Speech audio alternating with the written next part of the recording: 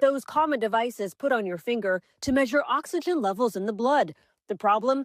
They're generally not as precise for darker skinned patients as they are for white ones. I think the question that everybody wants to know right now is which devices work equally well regardless of skin pigment? The University of California, San Francisco's Dr. Michael Lipnick leading a massive effort to find that answer. We have about 50 devices that we're testing. Pulse oximeters work by shining lights through a person's finger. The more light that's absorbed, the more oxygen in your blood.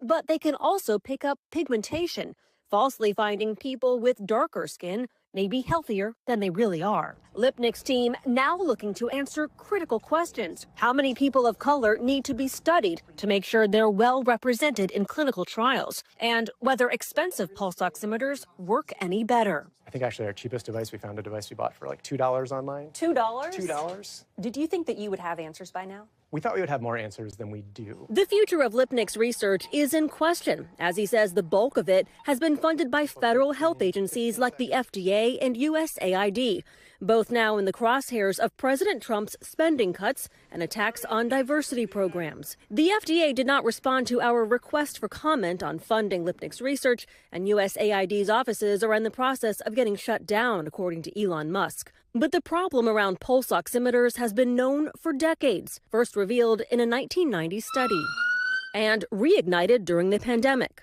A matter of life and death Tamisa Starr knows all too well. 14 years ago, she told doctor after doctor she was having trouble breathing. Becoming so lightheaded at times, she said it affected her vision. I couldn't see anything and I couldn't hear anything. But her pulse oximeter readings, Tamisa said, were always in the healthy range. Did you ever have trouble getting oxygen? Yes, I did. The oximeters were showing normal oxygen levels. And so as far as they knew, everything was fine. Tamisa was finally diagnosed with a chronic condition and now needs oxygen wherever she goes, counting on pulse oximeters to monitor her illness. You are having to rely on these devices that may or may not work. Yes, but they're all I have.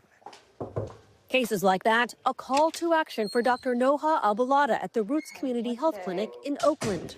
The Roots Clinic now suing a number of companies that make or sell pulse oximeters, demanding change. So this is the first of many warning labels? Yes. So far, Medtronic has agreed to warn California hospitals that its devices may give higher readings for patients